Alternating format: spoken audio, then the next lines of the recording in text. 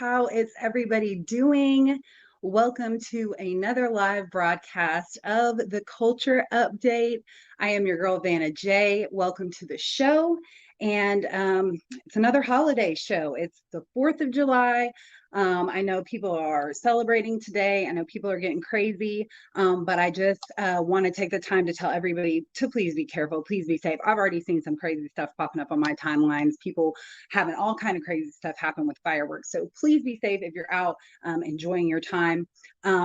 But I will also, on that same note, say, remember where your ancestors were on July 4th, 1776. And if your skin looks anything like mine, then chances are it wasn't anything good going on, because America wasn't built for the free and all of this that they say it was. No, it was stolen, raped, pillaged, and colonized. So keep that in mind as you sip your cold beer today. All right, so we got a great show. I got a jam-packed show, so much to get into in for you today. So I'm going to try not to go too crazy on these subjects and try to keep it short, but there is a lot of information. So today I want to start the show talking to you about the mixed experience.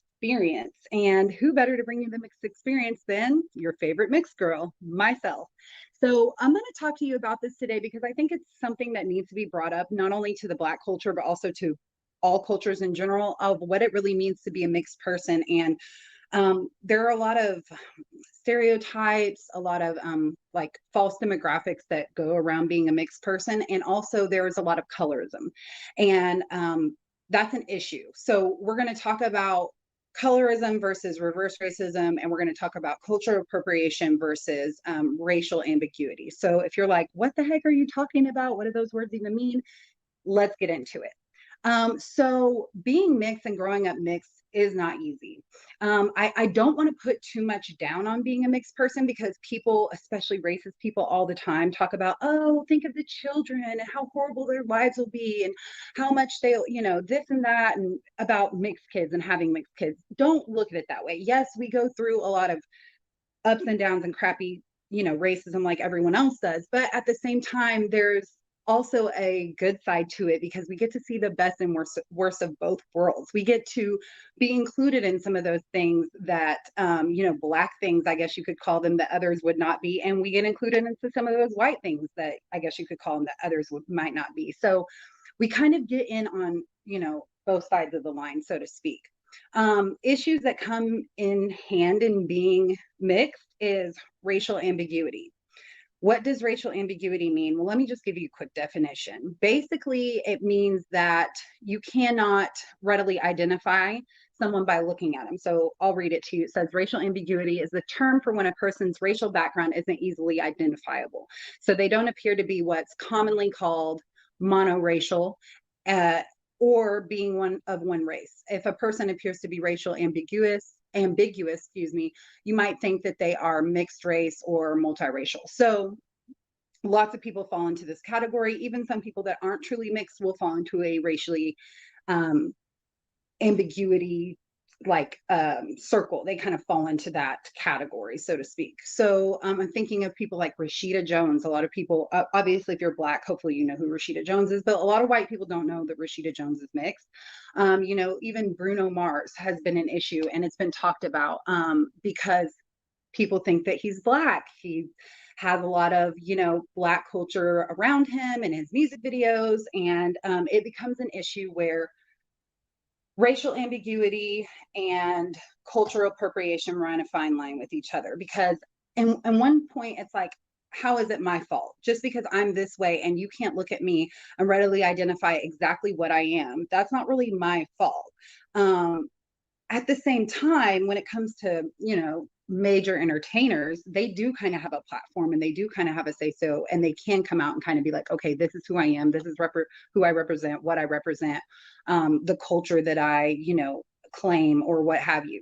So it's kind of like a fine line when it comes to racial ambiguity, because on one hand, it's kind of like other people looking at you and judging you and saying, oh, she's Black, or oh, she's white, or oh, she's Indian, or people look at me and they have no clue what I am.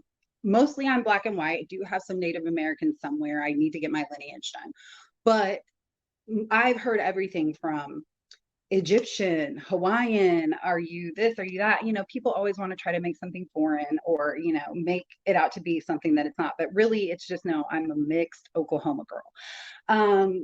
As you can see, the world is growing with mixed people. They're popping up everywhere. And I want people to realize that, it's not all cake just because we're light skinned and we have what they call nice hair, good hair, whatever. Just because we are, sometimes not all mixed people look good, but sometimes, mixed people tend to have nice features and things like that. We kind of get we get colorism. We get colorism from the Black side a lot. We do. They look at us and they automatic, oh, hi Sadiddy, hi yellow girl, or this or that, or just certain things. And it works the same way with the white side as well. You can't go anywhere without someone automatically assuming color of you, including police officers, including neighbors, including restaurant workers, whoever it may be. So it kind of runs a fine line.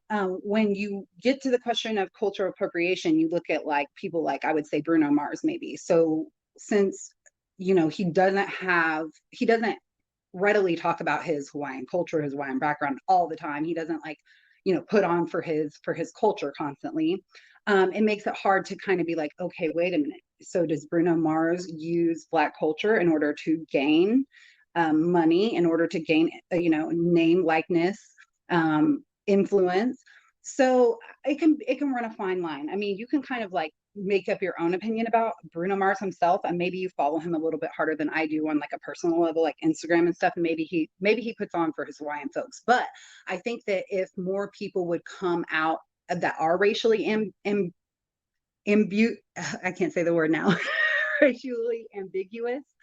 I think if people that are racially ambiguous would come out and say, I am this, even if they're mixed like me, if they just say, I'm not, you can't classify me as one or the other. You can't say, oh, she is a Black girl. Oh, she is a white girl. No, I am equally both. It'd be like if you took one of those, those jars of jelly that have the peanut butter in them and they're like striped, right? And you take one of those and you take a spoon and you like stir it and stir it and stir it and stir it. Well, eventually, like you can't call that just jelly and you can't call that just peanut butter. It's actually both. And it's so blended together that there would be no way for you to be able to separate the peanut butter from the jelly at that point. And that's what it feels like to be mixed. You cannot just be in one box or another. I have to be both. I am both at all times. And that puts me in a whole different category than just white people or Black people. I'm a mixed person. I'm a brown person. That puts me in a category of brown people. So I felt like that needed to be talked about. Now, on the subject of reverse racism, and I want to just kind of read you also that. I want to also read you that definition. So reverse racism, or it's also referred to as reverse discrimination, is the concept that affirmative action and similar color conscious programs for redressing racial inequality as a form of anti-racism. So when we're talking about like NAACP and like other programs, like social movements that are activism movements that come together to spread awareness, a lot of those people are, I guess the question is this reverse racism or is this reverse discrimination? A lot of scholars and educated people will tell you there is no such thing as reverse racism. And the reason why is because you cannot take what already has happened and was on Black people and say, oh, now we've developed that against white people. No, that's not the case. It can't go that way. It only goes this way because they're the ones that started it. They were the ones that were racist against us from the beginning. So that's just, it doesn't go backwards. Now, can there be prejudices? Absolutely. Can there be, discrimination? Absolutely. And can there be colorism in the Black culture? Absolutely. I have been told by Black people before that I'm not Black. I've been told by white people that I'm only Black. I've been told by all different kinds of people and different, that I'm this or I'm that, or you're, one way or the other. But, especially when it comes from the Black culture, telling someone lighter skin than them you're not Black enough or you're not Black, that is to me a form of colorism. And colorism is really, really an issue right now in the Black culture. I think that all of this dark skin versus light skin, it was funny for like, I guess, a little hot minute, but now it's getting to the point where it's like, really, come on now. If we think about the one drop rule, okay, we take it back to the slave days. Obviously, the one drop rule would apply in my case, but I mean, if you really think about it, when you look at your mixed brothers and sisters in the world, where would we be back then? If we were 300, 400 years ago, would I even be a house ninja, like they say, or would I be killed? Because a lot of times for, a mixed person to be born back then, it was like something happening with, a slave owner or master and a slave, or vice versa, or somebody looked at somebody the wrong way, ended up with a baby, and now all of a sudden you got this mixed baby, and guess what? We're taking it out back and we're lynching it, we're killing it, we're doing whatever. So there's always that argument too.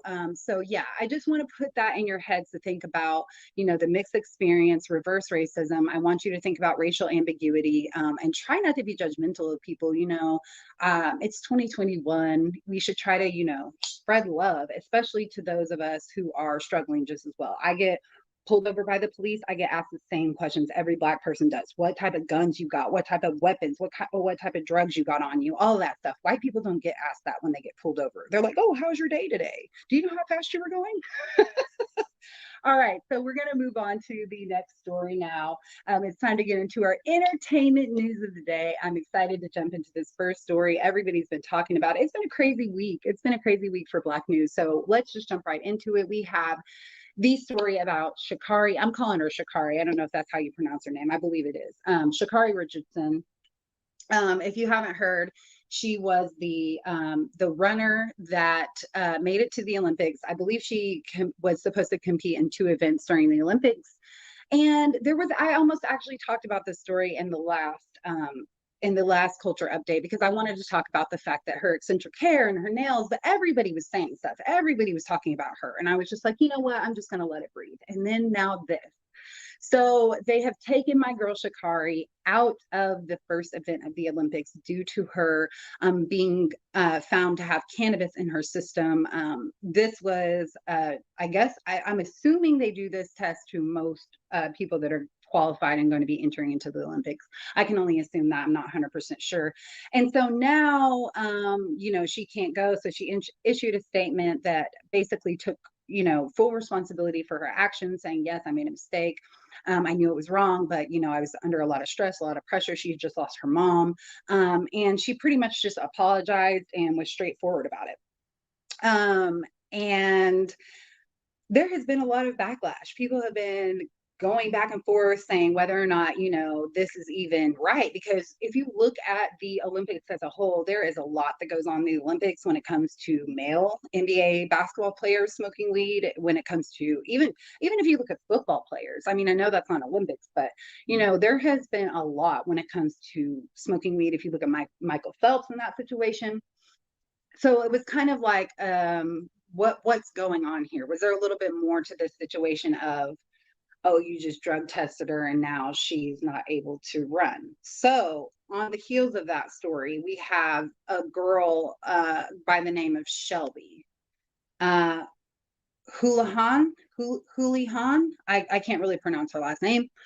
This was a white girl who also was going to be competing in the Olympics. And she last week, a couple weeks ago, I believe it was found to have steroids in her system. And whenever they basically asked her team, her coach to explain, how it is that she had steroids in her system, this girl said that she ate a bad burrito. I don't understand how the whole entire world could be upset and just on heels about Sha'Carri Richardson smoking weed when you got this white girl here.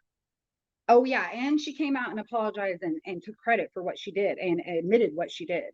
And you got this white girl here clearly steroiding, performance enhancing drugs, and coming out and blaming it on a burrito, and then her whole team backs her and her whole coach backs her, and she doesn't take a responsibility or accountability for the situation. So I think it's just kind of messed up. I mean, it could be a race issue, it could be a sexism issue, it could be just an overall Olympics got all kind of issues they need to work out issue because it seems like they do. I want to know what you think about this, Shikari Richardson. I mean, I've heard a lot of people say, obviously weed is not a performance enhancing drug. Should this even matter? Should this even be a thing? Like, why not let her run? If anything, the weed's going to slow her down. Um, but yeah, so and also I think it's a point to note that you can sniff lines of cocaine and it'll be out of your system in 3 days. So these anybody and everybody being going through sniffing lines of cocaine, and 3 days before they're going to be tested, they're clean and they're good to run. But this girl who smoked a joint a month before the Olympic trials can't even compete in one event. I mean, it just, to me, it seems blasphemous. Please let me know what you think about this story. Hit me up in the comment section. Do you think it's fair for them to X her from this? I want to know what you think. Let's go ahead and roll over to another quick story about the Olympics, because this just happened on the heels of the Sha'Carri story. The Olympics is now banning a Black-owned business from being able to sell their hair caps. Now, these are swimming caps for Black women. They're designed especially for Black women to protect their hair. And those of you who are Black know women have all different types of hairstyles. They have protective hairstyles. They have, natural hairstyles. And a lot of times it's very hard to keep those hairstyles contained, and especially if you're a swimmer. Now, I just want to say props to whoever the Black business is that's making swim caps. Who would have even thought that that would be a category? But good for you for realizing that was something. But these caps are supposed to be, go tight to the head, this and that. Well, the Olympics has said, we're not doing that. We're not allowing these swim caps because they're not tight enough to the head. I guess they're too loose, or I don't know. I think it's ridiculous. I think it's another just form of, basically racism, basically just, discrimination against I mean, if it's slowing them down, why would it matter to you, Olympics? If it's loose on their head to where it's not going to fall off, why should it matter? If it slows them down in their swim, that's between them and their coach. I just think this is just another issue with the Olympics. I think the Olympics has a lot of issues. I think we could have spent an entire show talking about how messed up the Olympics has been since a long time ago, but I digress. This is the situation. So they're banning Black-owned business from being able to sell, and Black swimmers from being able to use these swim caps in the Olympics. Please tell me what you think about the story. What do you think about the Olympics? Are they inherently racist? I mean, let's think about it. How long have they been around? How long have they been doing this? What was it really built off of? It's rough. The Olympics is rough. So let's move on to the next story. Man, Bill Cosby, y'all. Bill Cosby got out of jail this week. Boy, I did not see this one coming. I honestly didn't. I really was surprised to hear this man got out of jail. So Bill Cosby was released from prison this week. And, even though he might be still guilty, I'm going to tell you the reason why I think it's just and fair that he's free right now. How many times and how many Black people have said your system is messed up? Your system does not work. Your system's broken. Your system's unfair. Your system is trash, basically. We say it constantly, all the time. We're always saying it. So don't be mad when the system works in our favor because we use your system that's broken against you. And I think that's what happened in this situation. I don't think it was anything of Bill Cosby's doing. I think he just happened to have the right lawyer team on his side and the right individuals who knew what they were doing and worked the system against itself. And those of you who don't know, there is such thing called double jeopardy, where you cannot be basically, you can't be convicted of the same thing twice. So he's Gucci. He's done on this. They would have to get him on something completely different, completely separate, different charges, that is, in order to get him back in jail. So the chances of him, he'll die most likely before he will end up going back to jail. So whether he's guilty or not really honestly doesn't matter, because he was able to use the system and use it to his advantage. So props to him for being able to, or his team for being able to figure it out, because like I said, you have a broken system. It's slated to be against us. So whenever it works in our favor, don't get mad at us whenever it happens. Maybe you should look at your system, readdress your system. So yeah, what do you all think about this? Like, are Black people riding behind Bill Cosby? Are women like, no, he's like completely, creeper or whatever? Like, I want to know what everyone thinks about Bill Cosby. Do you think? Oh, by the way, I looked up his net worth. Before he went to jail, his net worth was 400 million, roughly 350 million. It's still 400 million even now. And they do say it will decrease, but 400 million, he's still winning if he's coming out of jail and he's still got his same 400 million he went in there with. So tell me what you think. Let me know about Bill Cosby. It's just crazy. All right, we got to move on to the next story. I want to play this little clip for you guys. This next story is insane. So basically, if you ask me, my opinion, I say this cop was trying to entrap this young man. But take a look at this video. This cop thinks that he can basically play music in order to keep somebody's video from being posted on YouTube, which is just hilarious. Just take a look at this video and then we'll talk about it afterwards. Check it out.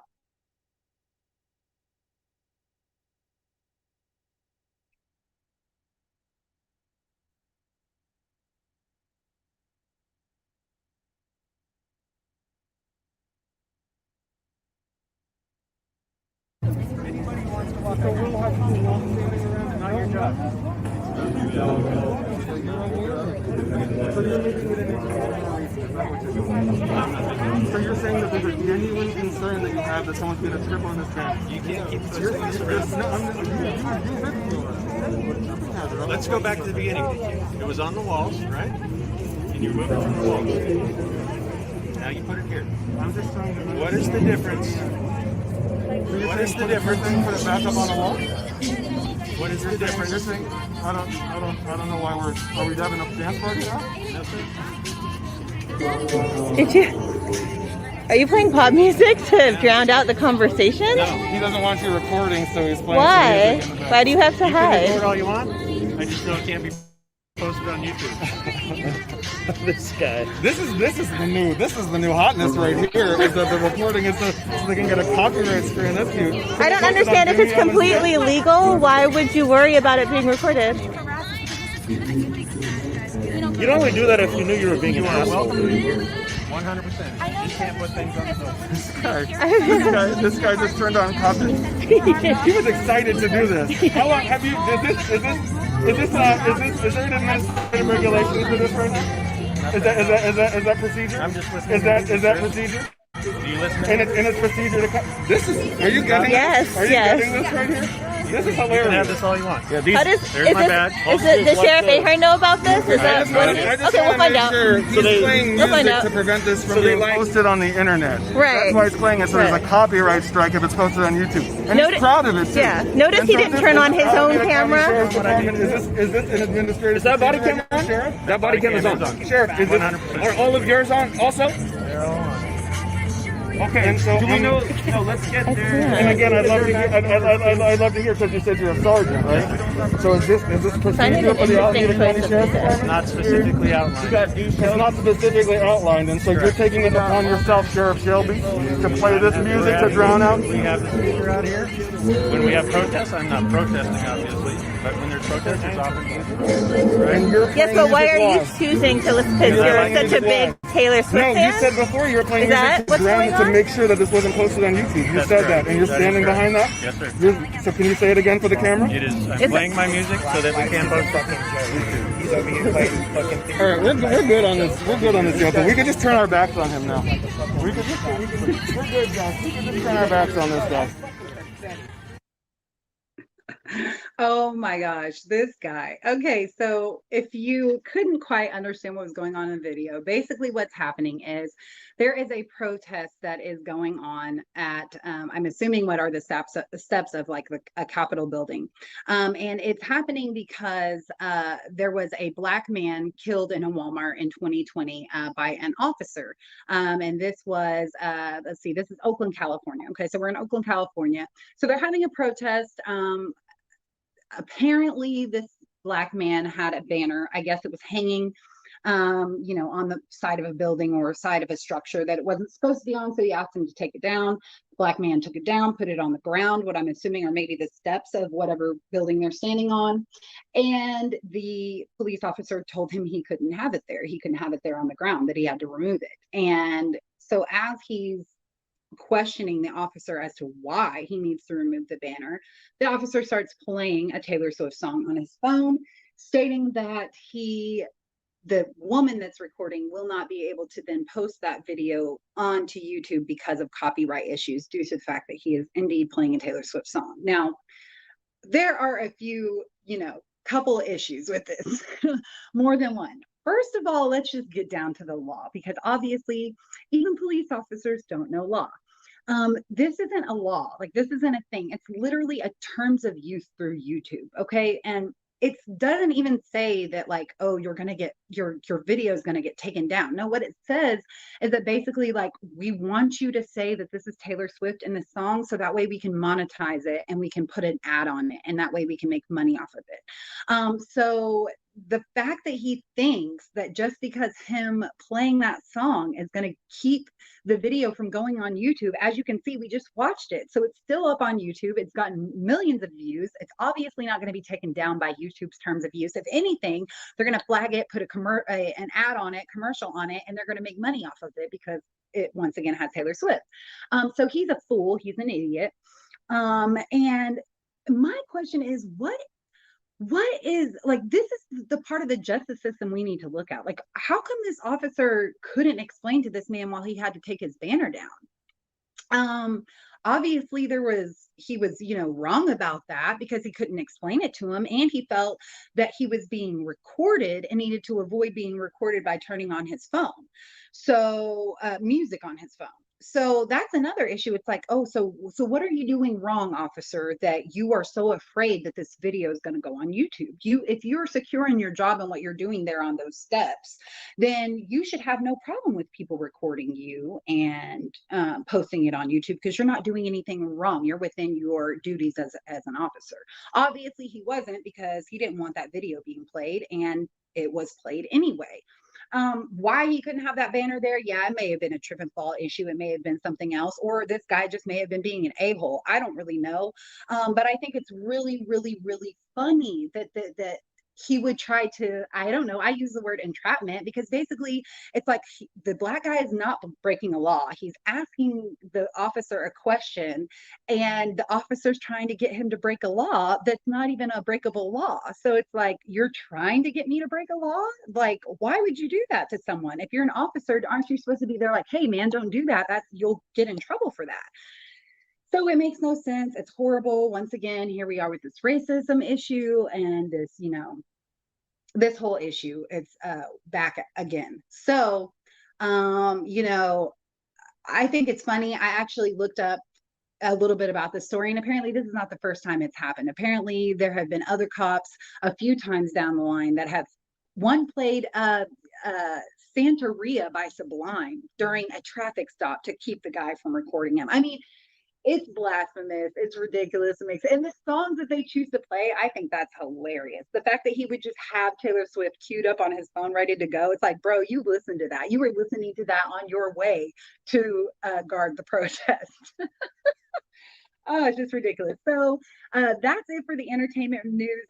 Before we get to one more quick last segment, I do want to throw this in. My producers don't know that I'm saying this, but I did want to let you guys know about a quick little rumor bit of Oklahoma news that came in this weekend on some of my news feeds. So turns out, I guess, there was supposed to be a concert jumping off in Cushing, Oklahoma with Mike Jones and Lil Flip.